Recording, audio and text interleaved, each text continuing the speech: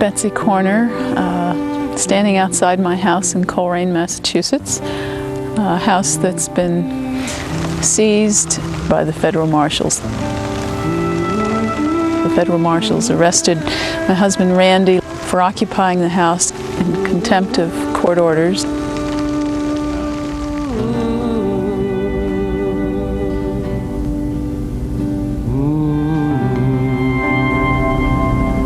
I first said to the judge that I'd like to make a statement, and he said, "No statements." He said, "I won't let my courtroom be used as a forum." And I said, "Well, I've received an order to show cause as to why I should not be held in contempt of court." I said, "That's what the order says, and I would like the opportunity to explain to you why I should not be held in contempt of court." And he was obviously in a very angry and impatient mood, and he said, he wouldn't let me say anything. He said, "The only thing I want to hear from you is yes or no. Will you promise not to return to your home if you are released?" And I said, I couldn't in good conscience surrender my home to the U.S. government to be used to help pay for killing and for war.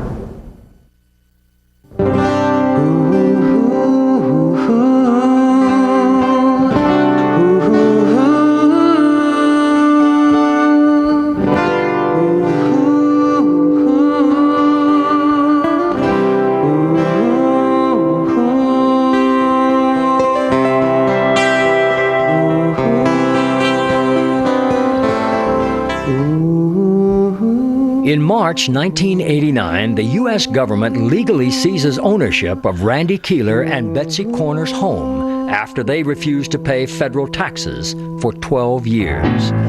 4 months later, the Internal Revenue Service holds a public auction to sell the Keeler Corner house in an effort to collect $27,000 in back taxes and interest. Supporters of Keeler and Corner submit alternative bids to the IRS, pledging $35,000 in food and community services for low-income people in the area. However, the U.S. government refuses to accept any of these bids as payment for the Keeler Corner house. One of the things you have to understand is that the United States government, as represented by the Internal Revenue Service, especially in this district, is not a punitive organization, whether people want to believe that or not.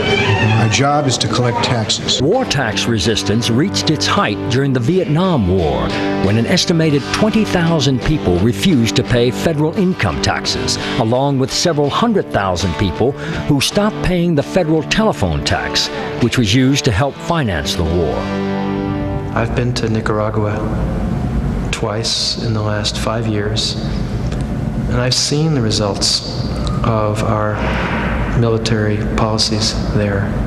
And I've talked to mothers who've lost children. I've seen villagers hold up abandoned weapons that the Contra were given by their U.S. backers, weapons that said "Made in the U.S." on them.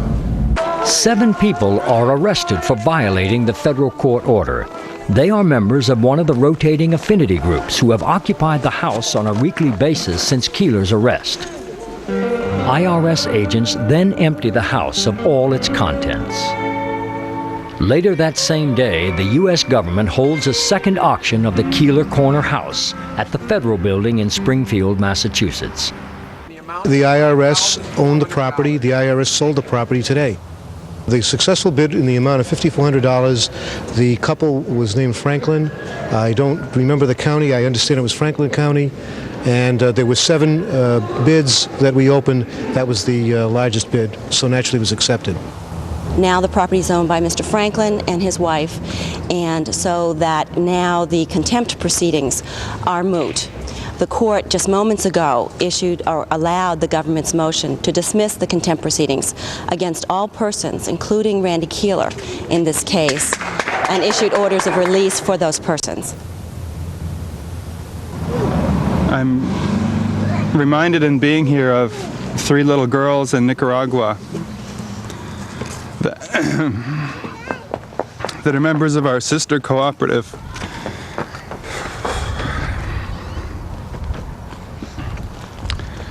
whose father was killed in a Contra attack. And it moves me deeply to think that instead of sending money to pay for the guns that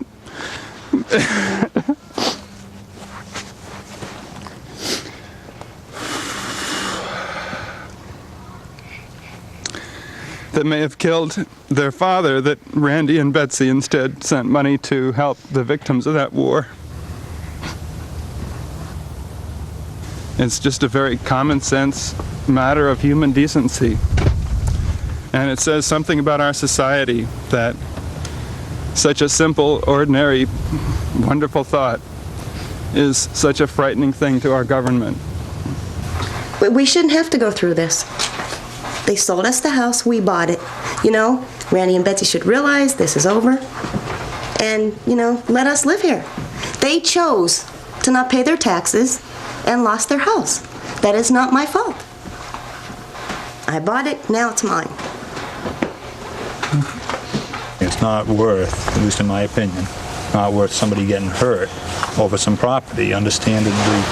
So, you know, whose property it is, yours, theirs, I don't know. I don't have that answer. That's my life philosophy. It's not Right. worth getting hurt over property. And your convictions are strong, so is theirs. As far as us moving in, it's over, but it's just the beginning probably of a long process. What is that process? Do you have any... I wish I knew. I could prepare myself for it. I wish I knew. I have no idea. She's got some stuff in here. I don't know exactly what it is. Maybe she can tell you. You can For get the my stuff belongings take and important it out. documents I have to remove. Why don't you tell him what you want? No, I don't trust them. If I can trust to talk to my friends, yes. No. Right. No, what? No people in. The officer can come in. Well, let me talk to my friends. Out. We don't want anybody They in can go here. out and talk to you. She wants to get her They can go out, possessions. but No. where are stay they? out. We can bring them. They're all over the house. She's not Why don't coming you in. just say where they are, ma'am, and you know you get them out. But where are my friends? They're in the solarium. They're joining us right now. What? Oh my God, what kind of a people? Communication is a key, and that they're resolving anything. Randy and I have always talked. Yeah. I Even figured though that. we're diametrically opposed, we still talk. Well, communication is a key to solving anything. We had lunch recently. Maybe we could all do that someday. That's what we've been trying to do all along, is have some dialogue. One of the things that was unfortunate for us is that we thought we've had some very good conversations with Danny and Terry, or Terry in particular. But once lawyers got involved, the personal communication dialogue ended. Are you tired? You slept for a little bit. Are you tired? I know, it's been a long day.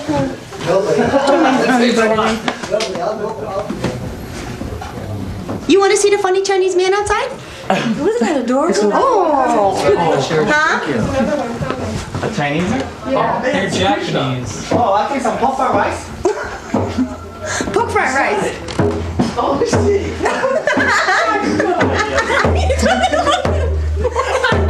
Can he see you, Dave? Yes, he's looking right at him.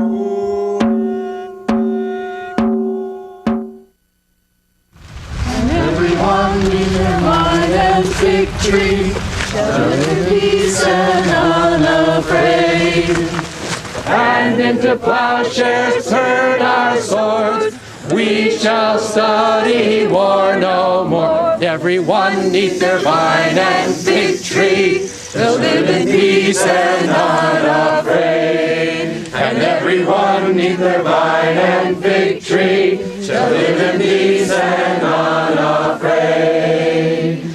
And into plowshares turn their swords. They shall study war no more. And into plowshares turn thy swords. They shall study war no more.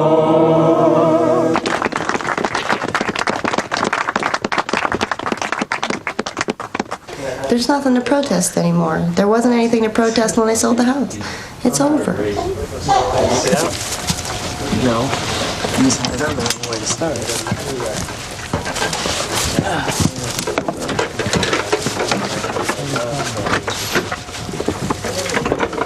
They started out protesting war taxes or whatever, and they're no longer dealing with the government. They're protesting us now. Yeah, they're... And I take it very personal. So do all my friends. Everybody in this room takes it personally. This is not a battle between two different families. It's not us against them. What we're protesting is the priorities of our government. The government cannot confiscate someone's house, steal someone's house, take advantage of a couple who is desperate for housing, put them in there, pit them against us. All because they want money for their war toys. They can camp across the street. They can hold signs, they can do anything they want to. Well, I don't know But about just holding signs. over there they can. Well, just let them, they're a bunch of hippies. They really have nothing else to do. Just let them have their fun. I'm Cynthia Foster from Jamaica Plain. It's been a privilege for me to be here to join in this wonderful effort to change the priorities of this country.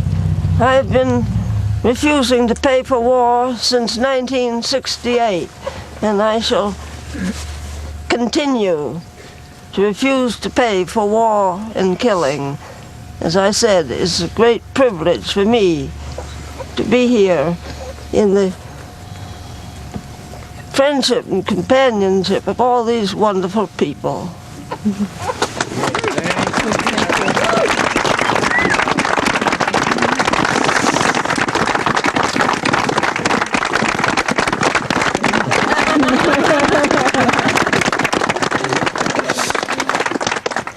What did it for me was reading in a paper that Betsy said this was fun.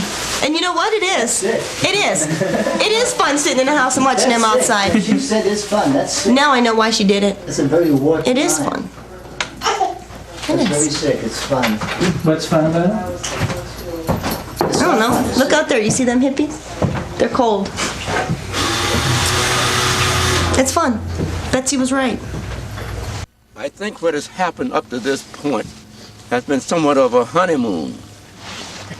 And we may be going into the real marriage situation.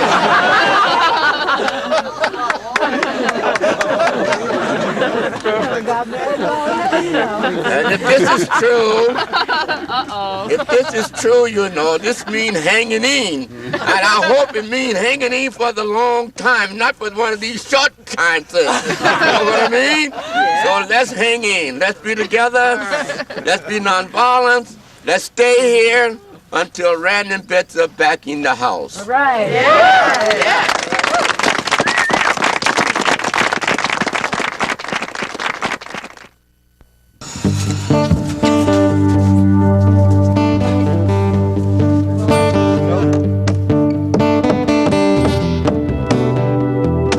Friends and supporters of Keeler and Corner set up camp just outside the house and continue their occupation on the land trust property. This outdoor vigil continues around the clock for the next 14 months, with hundreds of people from the surrounding community and from across the country taking part.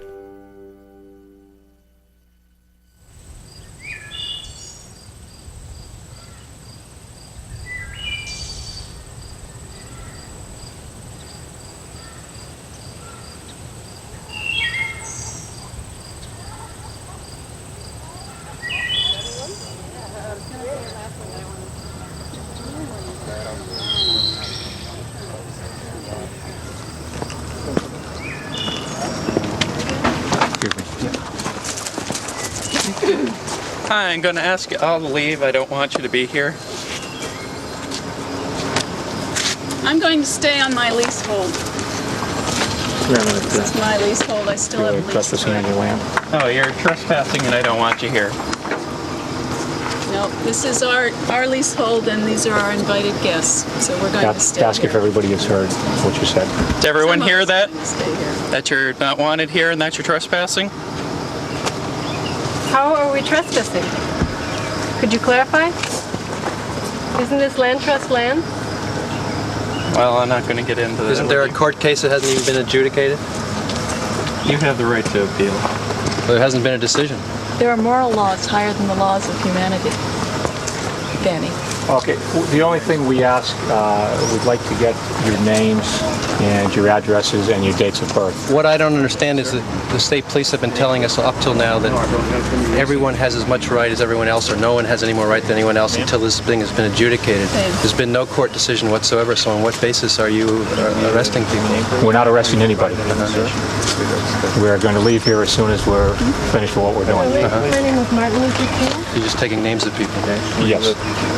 I live in And we'll be turning that information over to the district attorney's office, period. It's not up to us to make any decisions as to who is right and who is wrong. That's not our function.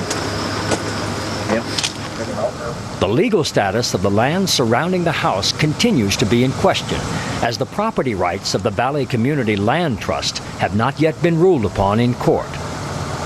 Well, the state police have told us all along that they didn't feel they could do anything until there was an adjudication. But the DA apparently wants to gather evidence of who's here and who isn't. So this is an evidence-gathering mission as I see it.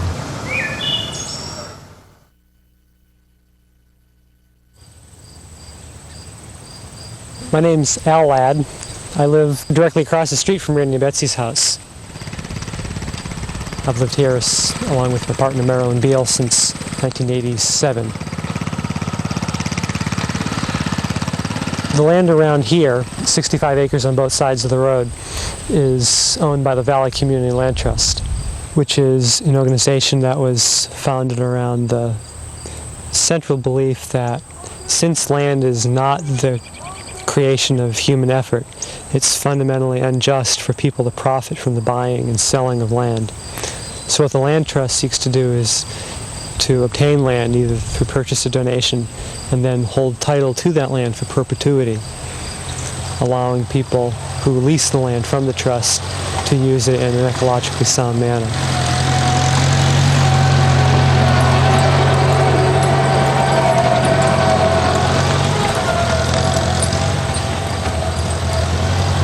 Randy and Betsy and my partner Pat Morris and myself, her son Casey, along with two other families, live on land owned by Valley Community Land Trust. The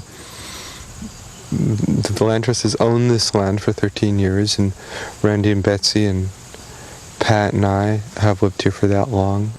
We didn't want it to go the way it did because we're not a commune, but we're a pretty tight little neighborhood. As it seems to be common with us these days, our thinking is wishful thinking.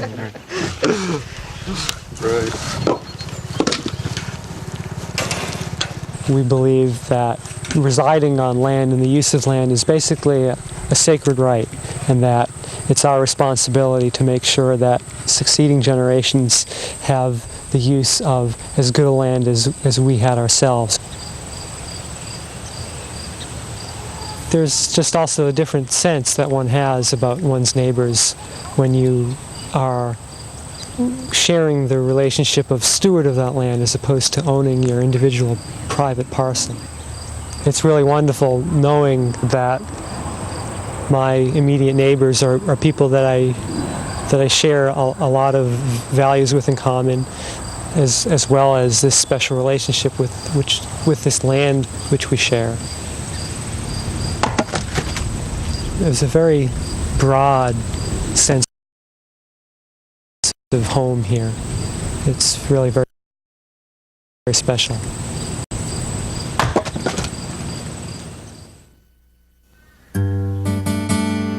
As months go by, supporters of Keeler and Corner become increasingly divided about the ongoing protest. The presence of Franklin and Charneski in the contested house is a troubling factor for many people. Some drop out, unable to support the action. Others remain convinced that it is vital to continue the vigil. A meeting is held to explore the range of opinions within the support community and to determine what the next steps might be. We can't get away from the fact that the IRS has seized our neighbor's house. This is Randy and Betsy's house, and we are standing here, and we're going to stay here, and we're going to confront the IRS here. And Terry and Danny are complicit in giving the money to the IRS, and they now become an extension of the IRS. Terry and Danny moved in, and we have not taken any opportunity to go back in and take the house. Agreed, at first there was a lot of people inside the house. A lot of them were drinking. It probably would not have been safe to go in. But over the last month or two, there have been many days, there's been just one or two people in their house. The door is not locked. Why haven't we gone back in? I'd like to see that happen. I have such a negative reaction to that. To me, it feels like war, and that's not what this group is about. And a forcible takeover of the house is playing the old war game, and that's the way it feels. Even though I do believe in more direct confrontation, I'm not quite sure how to live that out. But walking into the house and forcibly taking over, it's not the house. It's refusal of war taxes. That's the issue for me. The house belonged to Rand and Betsy, and two people uninvited by Rand and Betsy moved in. And then you say, oh, you shouldn't be in their faces. Well, please think about who's in whose faces in that situation. Extending the non-cooperation, which I said personally was a goal for myself, to this very active form of, let's say, going in the house, blocking the driveway or the steps. The fact that my gut and my heart are not into that may be a reflection of the fact that I am just feeling the months and months and months of cumulative stress, and I just can't go on with that level of stress much longer. It may also be because the unique role that Betsy and I have, in which we said publicly at the beginning, and I think this was very sincere on our parts and still sincere, that we were prepared to risk the loss of our home, and that the issue was not our home. The issue was the war and killing, the government policies and so forth, redirection of the monies. And while I understand, again, intellectually, that you can't really neatly separate now the home and those larger issues, at an emotional or gut level, I feel in fighting that the kind of actions that this end of the room represents are fighting for the home, and at some profound gut level within me, I feel I'm no longer on the high moral ground I began on. And I do worry about the increasing perception that we are keeping up a harassment. I'm not for suspending the vigil altogether. I agree with the idea of having a presence, a continuing message, as long as there's energy to do that. And I wouldn't oppose other people taking stronger actions. I can only speak,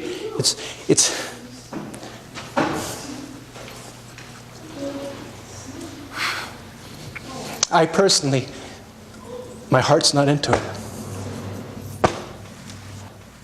There are moments of great enjoyment and exhilaration, and having to do with the tremendous community that's been created here, and good times that we have with our supporters. But I'll be honest, most of the time I do not enjoy the stress and the tension that this conflict breeds. I'm not enjoying this at all, basically. Before they took over the house, I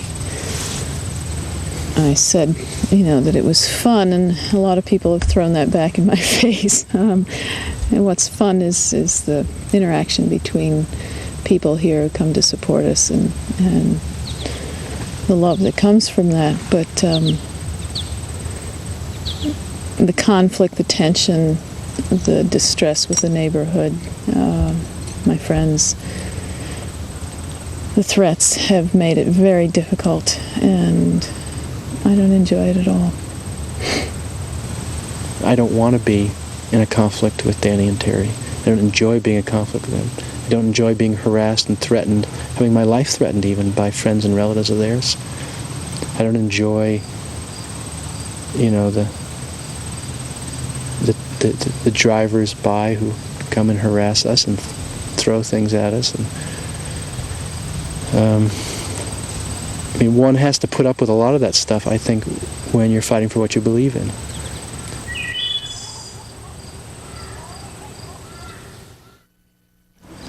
I know that there's tens of millions of Americans who are absolutely furious at the way we seem to have money every year for guns and bombs and don't have money for education and health and housing and help to people who really need it. But as Eisenhower said, the military-industrialist complex just goes on and on and on. The Cold War is supposed to be over.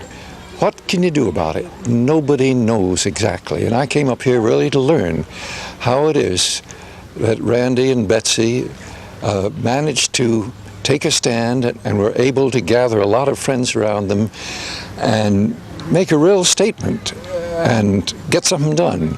I think that this whole world, soon, mama, my whole wide world, soon, mama, my whole world, soon gonna be getting mixed up. Oh, this doesn't mean we must all be the same. We'll have different faces and different names. Long live many different kinds of races and difference of opinion that makes horse races.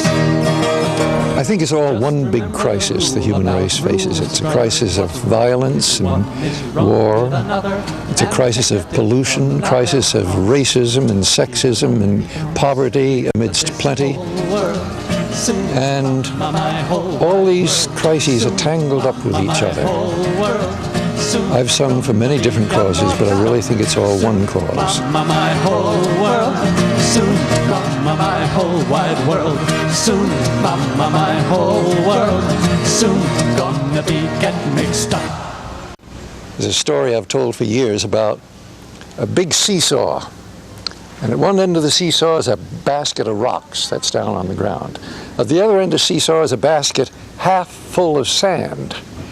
And some of us got teaspoons, and we're trying to fill up that basket. Of course, most people are laughing at us. Don't you see the sand's leaking out of the basket as fast as you're putting it in?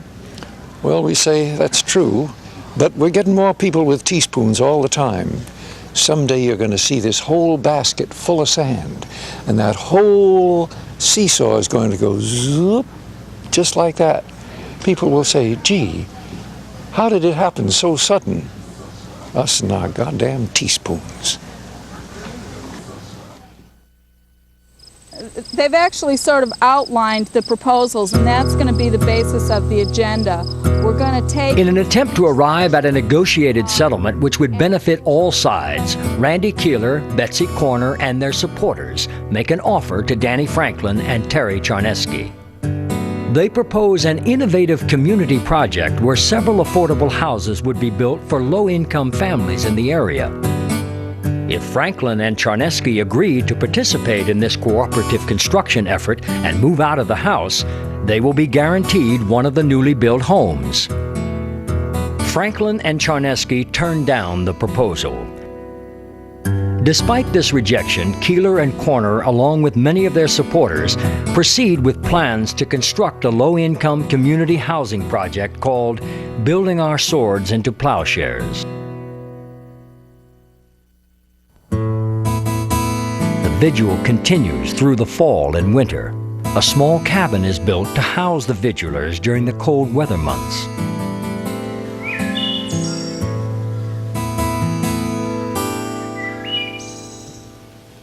I don't know myself personally of any other action like this that has gone 24 hours a day for this long a period of time, for over a year and a half. And it hasn't always been easy, but we have been able to do it. And we've had all kinds of differences. But we are committed to each other and to a cause enough to keep on going. I think it teaches patience. I think it teaches us what it means to be steadfast, what it means to endure. You don't create change by doing something one day a month or one day a year. It has to be your whole life.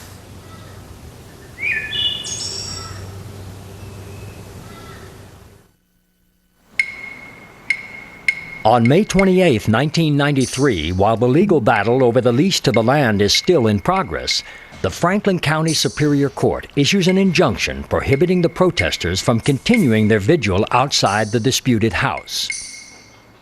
I sense there's a lot of fear in the room, and I feel a lot of fear. The vigil is impossible now without people getting arrested, so I think that's the phase what we're at.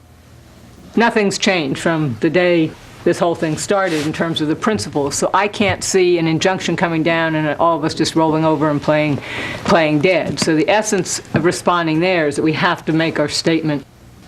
I'm not prepared to be arrested, and I come with an affinity group that has had a declining level of energy. We come and we do our week as best that we can, and each time we come together to prepare for our next week, it's a struggle to get people to come to meetings and to get people to be clear about what they're going to do and what they're not going to do. And I, to the extent that that may reflect other groups, I don't know, but certainly that's where we are. There's a shrinking group of people who are still actively involved, and our level of actively involved is diminishing. I would favor people that are willing to get arrested take that step if they want to, and I would support them in that. I'm not personally prepared to get arrested, but I would like to be involved in some kind of large demonstration. War tax resistance has become a household word in this community, in Franklin County, whether you're all the way to the right or all the way to the left. You've heard of the concept, and you've had to have thought about it. I think that in and of itself is a success, and I think it's important that we continue with the original reason we were there. I feel that I am not prepared to risk arrest. I'm only one person, and yet in the ways that we've all talked about at previous meetings, Betsy and I do have, for better or worse, a unique role in this.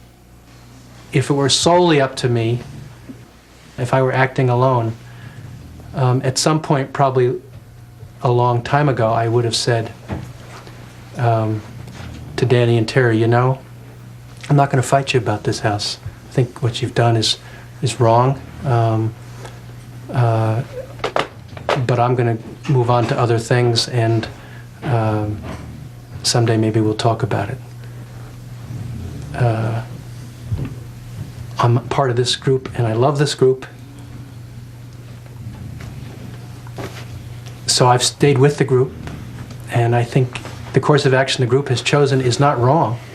There is no real right and wrong strategically. I think this is a very tough one. And all of us make decisions at what point, how far are we willing to take anything in our lives? There are a lot of people who are not in this room who feel that all of us here have taken this far, far beyond already where they would have taken it and where they did take it. And if those of us who choose not to go forward with the vigil, we will be in that same position, and it's all right, and I hope we will continue to respect each other. So just want you to know that's where I am. Any other people who feel us wanting to talk at this point? Okay, I was thinking as I was walking over, what type of struggle are we in? We're in the struggle to demonstrate freedom. And freedom, you don't vote for it, you don't shoot for it, you don't tell other people what to do about it. Freedom is what you do yourself. I think, too, us to turn around now, to back up now. We would deny ourselves the opportunity to live what we talk about, freedom. And no one said you're going to have an easy time because you insist on being free. This is it. If we back up from this, then we will not, in my opinion, be expressing freedom. We'll be expressing fear. And that, okay, we're all human. We all have fear. I have a lot of fear, a tremendous lot of fear. But one of my great fears are that I failed to demonstrate freedom at a basic time. This, to me, now is the time. We shall not be moved. We shall not be moved just like a tree that's standing by the water. We shall not be moved. How you doing? Good. We know each other. We shall not be moved. What are we doing today? We shall not be moved. We're vigiling. Yeah. Okay, everybody who's here, can you come in a little closer so we can hear you? Or you can hear us? Okay, can you hear me okay? All right, everybody who's in here, let me move in the middle. Maybe I can hear you. Yeah, come on in here with us. Okay.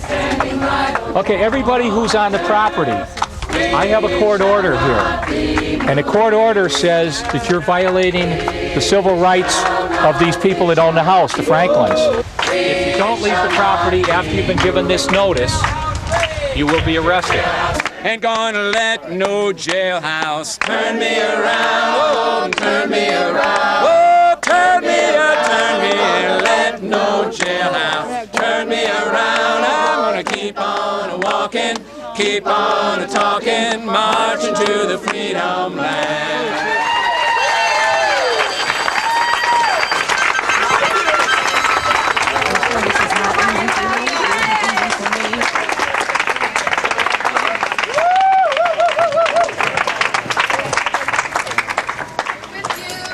Sorry.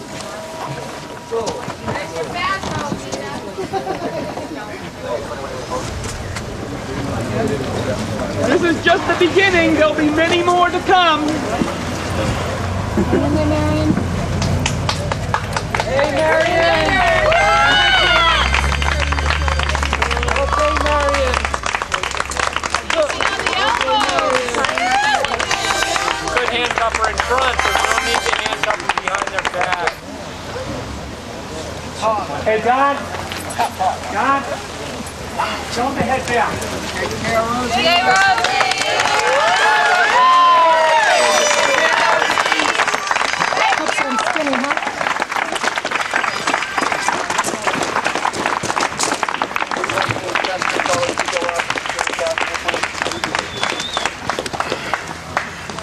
Okay.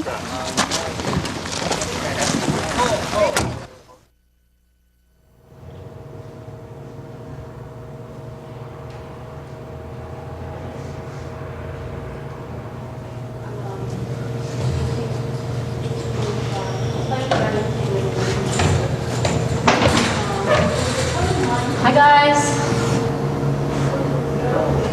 We went to Coleraine to vigil, as we always have. The government has not been able to get rid of us there, and so they came up with yet another device to try to get rid of us. And that was this court injunction. We're going to just keep going back, as we always had, saying you can't scare us away. There's an injustice here, and we're staying. I've been thinking it's nice to have something worth doing to do, and that maybe this is worth doing, worth trying.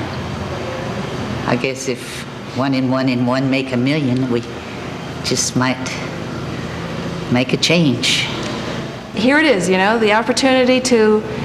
What are you going to do, Marion? You're going to go to jail? Or you're going to, when they say that you're breaking the law, and I say no, that law is unjust. You know, you're going to back off on this or not? And I don't really have a choice. Feels like I don't have a choice. I am fasting while I'm here. I'm taking it moment by moment. It's hard being separated from the people I love and the things I like to do.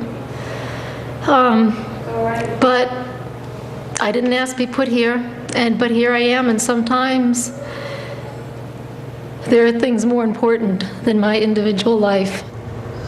The hardest part is not knowing how long we might be here, whether it's going to be days or years. The nicest part is we sing pretty nice harmony together, and I like singing with the other women. Oh, lay down my sword and shield down by the riverside. Gonna study war no more.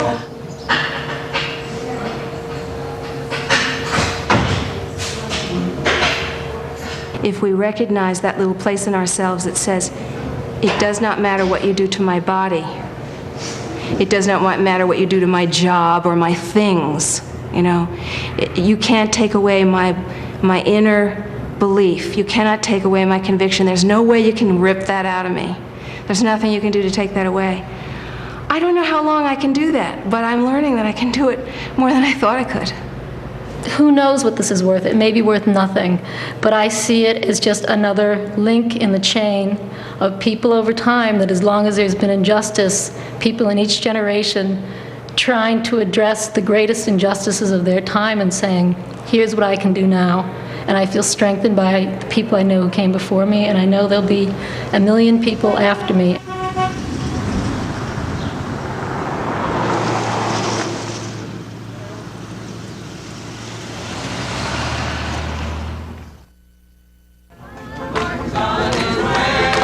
Throughout the summer of 1993, 52 people are arrested for intentionally violating the court injunction against vigiling at the house. Many of those arrested are held in jail for up to 2 weeks for refusing to comply with a judge's order not to return to the contested property. By September, after 21 months, the vigil comes to an end. Meanwhile, a variety of legal cases involving all parties in the dispute wind their way slowly through the Massachusetts court system. Faced with the prospect of many years of legal battles over the unresolved issue of property rights, as well as the possibility of continued protests outside the House, Danny Franklin and Terry Charneski enter into private negotiations with the Valley Community Land Trust, which owns the land the house is on. On December 31st, 1993, Franklin and Charneski agree to move out and sell the disputed house to the Land Trust for an undisclosed sum. As part of the settlement, all outstanding lawsuits will be dropped.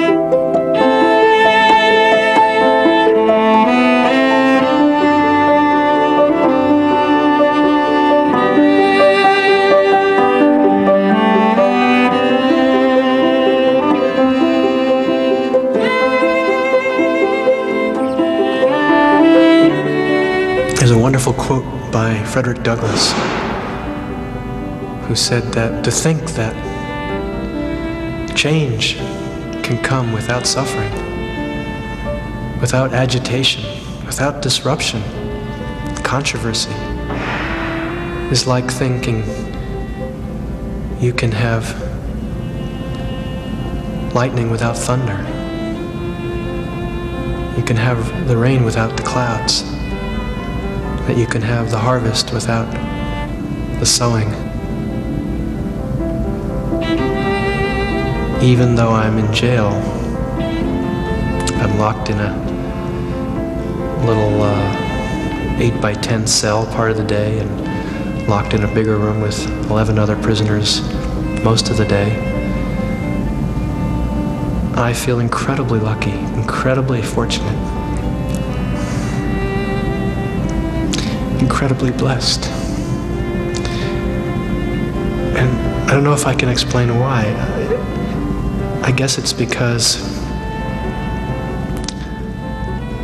I'm so happy to have this opportunity to use my life for something that means something, and to receive so much love and support in doing it.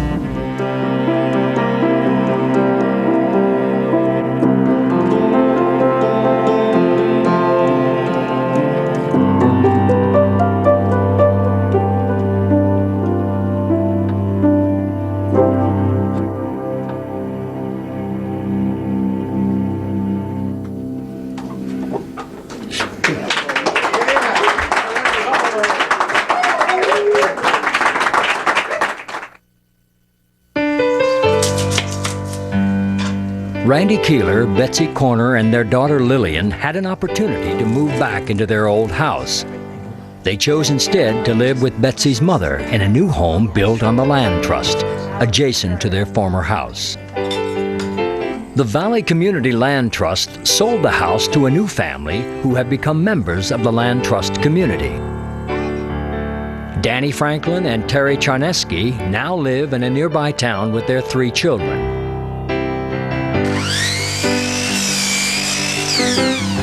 Meanwhile, construction moved forward on the Building Our Swords into Plowshares low-income housing project that had been proposed earlier by Keeler and Corner.